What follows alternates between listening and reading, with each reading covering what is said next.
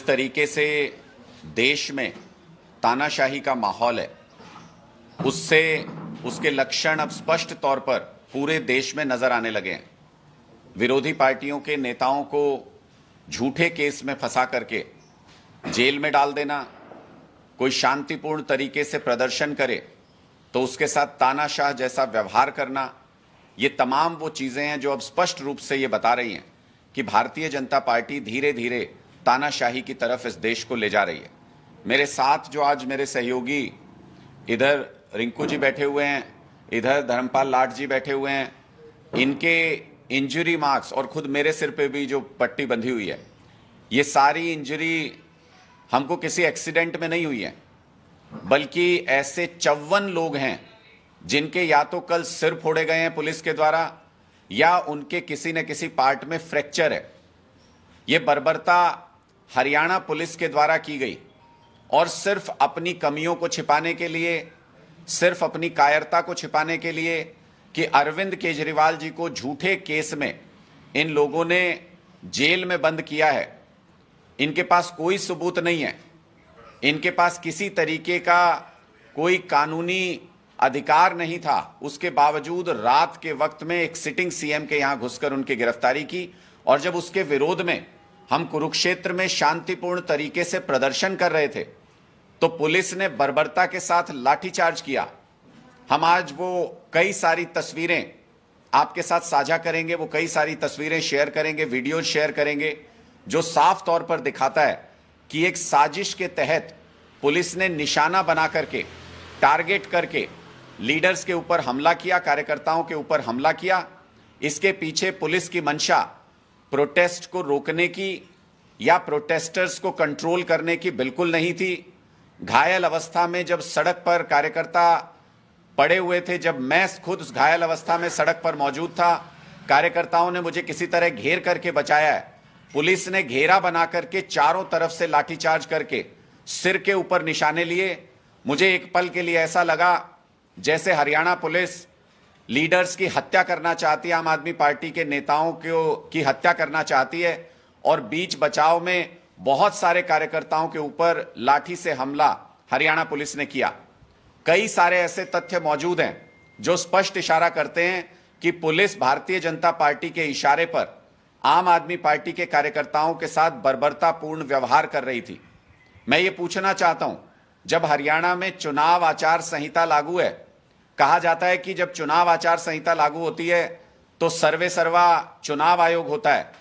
कोई किसी की सरकार नहीं होती, किसी सरकार के पास उस वक्त अधिकार नहीं होते, पूरा एडमिनिस्ट्रेटिव कंट्रोल चुनाव आयोग के पास होता है। ऐसे समय में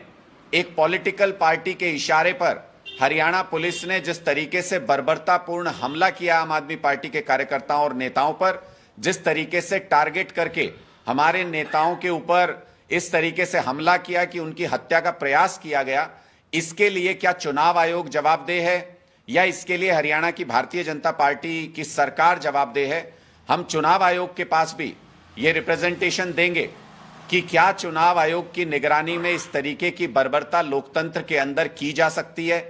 किस प्रकार का खतरा पुलिस को नजर आ रहा था कि लोगों के सिरों के ऊपर उनको लाठियां चलानी पड़ी? किस प्रकार का खतरा नजर आ रहा था? और मैंने तो बाद में मुझे कुछ पुलिस वाले साथी कहते हुए नजर आए कि हमारे डीएसपी साहब को भी चोट लग गई है। तो हमने पता किया, हमने वीडियो फुटेज खंगाला, ये पुलिस की आपसी लड़ाई, पुलिस के मुलाजिमों की आपसी लड़ाई में उनको चोट लगी है। वीडियो में स्पष्ट तौर पे नजर आ रहा है कि कैसे वाटर कैनन जब पुलिस के कुछ कर्मचारियों की तरफ हो गया तो डीएसपी साहब ने किस तरीके से भद्दी गालियां देकर के जो वाटर कैनन को कंट्रोल कर रहा था व्यक्ति, उसको मां बहन की गालियां देकर के उसको कहा कि इसको हटाओ यहां से। और उसी का बदला लेने के लिए जिस तरीके से डीएसपी साहब जब लाठीचार्ज कर रहे थे कार्यकर्ताओं के ऊपर बर्बरता से, तो वाटर कैनन से सीधे उनके ऊपर हमला किया गया और वो सीधे औंधे मुंह जाकर के सड़क पर गिर गए, जिसकी वजह से उनको चोट लगी। आम आदमी के पार्टी के कार्यकर्ताओं का उनकी चोट से कोई लेना देना नहीं है। ये स्पष्ट तौर पर हम ये सारे वीडियो फुटेज आपके सामने रिलीज करेंगे, जिससे ये पता चल सके कि कैसे घायल पड़े हुए कार्यकर्ताओं को, नेताओं को एम्बुलेंस प्रोवाइड कराने की बजाय उन पर पहले वाटर कैनन से प्रहार किया गया और फिर पुलिस ने बाकायदा घेरा बना करके, ताकि वो वहां से निकल भी ना सकें, चारों तरफ से घेर करके पहले से घायल कार्यकर्ताओं और नेताओं के ऊपर बर्बरतापूर्ण हमला किया। यह स्पष्ट दिखाता है कि नए नए मुख्यमंत्री बने नायब सैनी जी को प्रसन्न करने के लिए पुलिस के अधिकारी कल इस तरीके से बर्बरतापूर्ण कार्रवाई कर रहे थे। हमारे कुल 54 साथियों को या तो उनके सिर फूटे हैं या फिर उनको कहीं ना कहीं शरीर में फ्रैक्चर है। 41 लोगों ने सिविल हॉस्पिटल में अपना इलाज कराया और कई साथियों ने प्राइवेट हॉस्पिटल्स में भी अपना इलाज कराया। हमने इस बात को मद्देनजर रखते हुए कि ये एक सोची समझी साजिश के तहत हमला किया गया था, हमने एमएलआर भी कटवाई है बहुत सारे साथियों की। ये सारी एमएलआर ये स्पष्ट रूप से बताती हैं कि कैसे किस तरीके की इंजरीज गर्दन से ऊपर, चेहरे पर और सिर के ऊपर प्रहार करके पुलिस ने आम आदमी पार्टी के कार्यकर्ताओं और नेताओं पर किए, जिसका सीधा मतलब ये कि ये किसी भी उस आवाज को खत्म कर देना चाहते हैं जो इनके खिलाफ उठती है। लोकतंत्र में इस तरीके के प्रावधान हैं कि शांतिपूर्ण प्रदर्शन करना लोगों का अधिकार है और उसको शांतिपूर्ण तरीके से, व्यवस्थित तरीके से करवाना ये पुलिस प्रशासन का काम है। कहीं पर भी कानून में यह अधिकार नहीं है पुलिस के पास कि वो शांतिपूर्ण प्रदर्शन के ऊपर लाठीचार्ज करे। घायल हुए कार्यकर्ताओं और नेताओं को मेडिकल सुविधा उपलब्ध कराने की बजाय उनको दोबारा से घेर करके उनके ऊपर हमला किया जाए।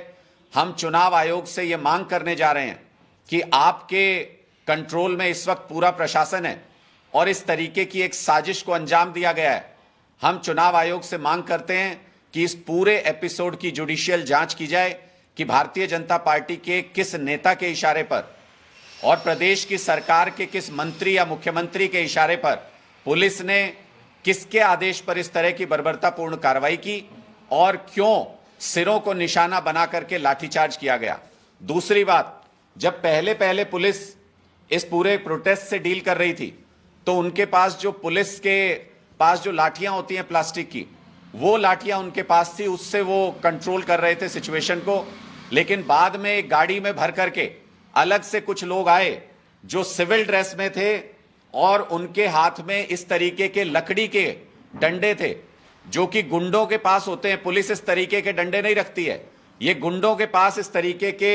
डंडे और हथियार होते हैं जो अपनी गाड़ियों में लेके चलते हैं। एक अलग से गाड़ी में ये तमाम लोग आए और इन्होंने सिर को निशाना बना करके कई कार्यकर्ताओं पर हमला किया, जिससे उनको गंभीर चोटें आई हैं। हमारा सवाल स्पष्ट तौर पर यह है कि जुडिशियल जांच होकर के यह स्पष्ट होना चाहिए कि आखिर ये व्यक्ति कौन थे जो सिविल ड्रेस में वहां पर मौजूद थे,